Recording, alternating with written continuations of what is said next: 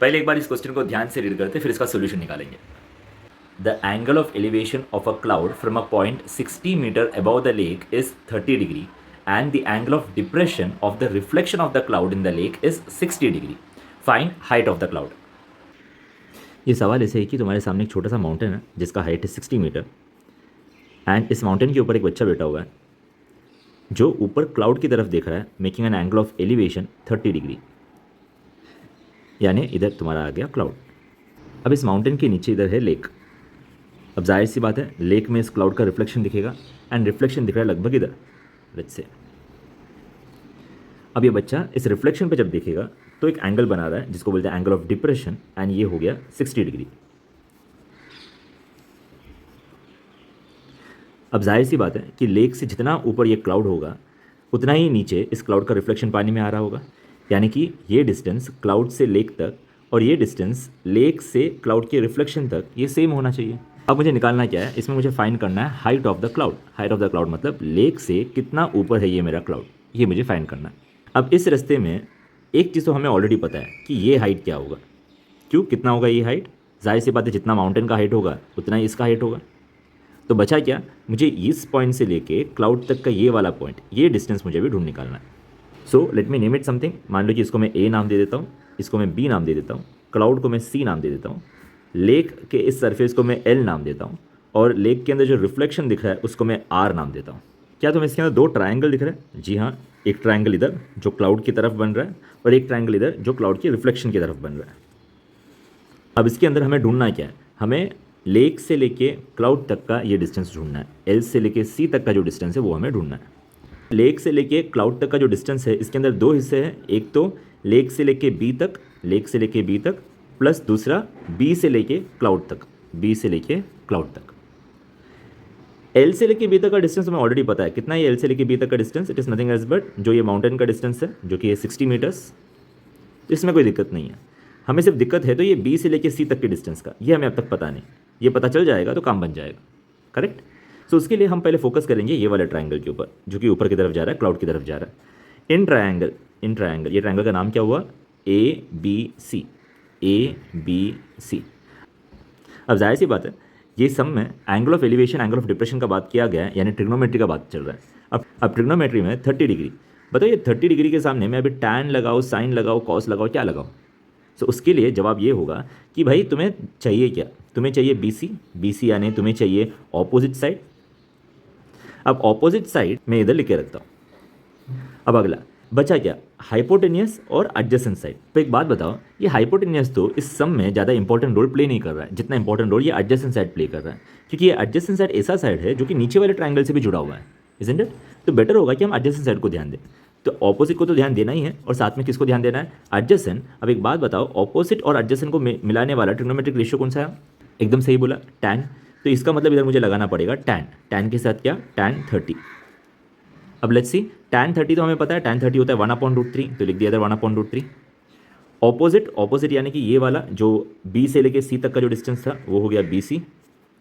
अब एडजेसेंट यानी ये वाला डिस्टेंस जो कि ए से लेके बी तक जा रहा है, ए से लेके बी तक जा रहा है।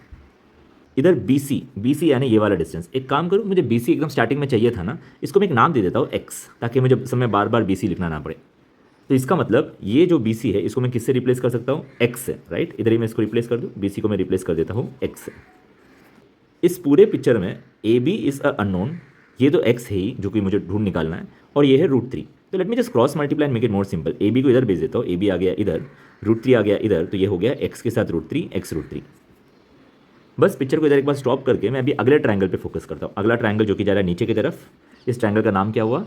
ए बी आर, राइट। तो मैं ऐसा लिखता हूँ, in triangle A B R, in triangle A B R. Same चीज़ जो ऊपर वाले ट्रायंगल के साथ किया वही चीज़ नीचे वाले ट्रायंगल के साथ भी कर सकता हूँ। ऑपोजिट साइड को फोकस करते हैं और ये एडजेसेंट साइड को फोकस करते हैं, यानी कि मेरा सामने आएगा ट्रिग्नोमेट्रिक रेशियो जिसे बोलते हैं हम टैन। अब इस बार टैन के साथ एंगल कौन सा लगाना होगा? 60 डिग्री। तो टैन 60 इज इक्वल्स टू वही चीज़ ऑपोजिट अपॉन एडजेसेंट। अब इस बार टैन 60 का बात करते हैं। टैन 60 कितना होता है? √3।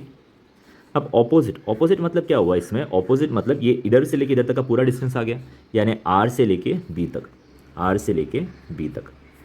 और नीचे क्या आएगा? ऑपोजिट अपॉन एडजेसेंट, यानी ए से लेके बी, ए से लेके बी। आर से लेके बी तक, एक बात बताओ यार, आर से लेके बी तक जो रास्ता है उसमें दो हिस्से हैं राइट, आर से लेके एल और एल से लेके बी, आर से लेके एल प्लस एल से लेकर बी। अब नीचे जो ए बी है उसको मैं एज इट इज़ रखता हूँ, ए बी को एज इट इज़ रखता हूँ, और ये √3 है उसको भी एज इट इज़ रखता हूँ। अब एक बार फोकस करते हैं, इसमें हमें कुछ पता है क्या, इनमें से कुछ पता है हमें, ध्यान देना इधर। रिफ्लेक्शन से लेके लेक तक का जो डिस्टेंस होगा वही डिस्टेंस लेक से लेके क्लाउड तक का होगा, इजंट इट। इसका मतलब लेक से लेके क्लाउड तक का जो डिस्टेंस है वो कितना है, ये तो हमें पता है 60, और ये जो है इसको हमने क्या नाम दिया था x, यानी कि लेक से लेके क्लाउड तक का जो डिस्टेंस है वो है 60 + x। इसका मतलब लेक से लेके इस क्लाउड के रिफ्लेक्शन तक भी डिस्टेंस वही होगा 60 + x। तो एक काम करें क्या, L से लेके R का जो डिस्टेंस है उसको मैं सीधा क्या लिख दूंगा 60 + x, यानी ये L से लेके R या फिर RL जो है वो क्या बन जाएगा 60 + x। अब इसके अंदर अगला हिस्सा कौन है, LB। LB यानी कितना, LB यानी ये वाला छोटा सा हिस्सा जो कि लेक से लेके B तक जा रहा है, जो कि हमें पता है कि माउंटेन जितना है 60। इधर मैं लगा देता हूँ इसको 60। तो एक काम करेगा, इस AB को इधर ले लेते हैं और √3 को इस तरफ भेज देते हैं, तो it will show me something like AB = 60 + x + 60 upon √3। अब देखिए तो कुछ तो क्लिक हुआ होगा तुम्हारे दिमाग में, 60 + 60 तो कर ही सकते हैं ना सर, 60 + 60 कितना हो गया 120, तो ये हो जाएगा 120 + x और नीचे क्या बचेगा √3। अच्छा एक चीज़ ध्यान दो, ये भी AB का आंसर है और इससे थोड़ी देर पहले भी हमें AB का आंसर मिल चुका था, यानी ये भी AB का आंसर, ये भी AB का आंसर। जैसे हम बचपन में करते हैं इसको 1 2 देखिए, फ्रॉम 1 and 2 क्या बोल सकते हैं, अरे ये भी AB का आंसर है, ये भी AB का आंसर है, यानी ये और ये सेम हो गया ना। तो अगले लाइन में मैं क्या करता हूँ, इन दोनों को साथ में लिखता हूँ, यानी बोलता हूँ कि यार इसका मतलब ये हो गया x √3 = 120 + x अपॉन √3।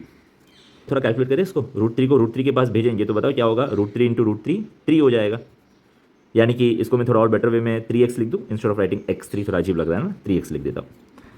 और रूट के इक्वल टू की इस तरफ क्या बचा 120 + x।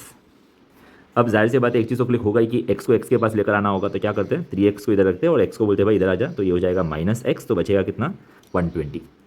3x में से x गया तो कितना बचा, केवल x = केवल x नहीं 2x बचेगा ना, 3x में से x गया तो 2x बचेगा, 2x = 120।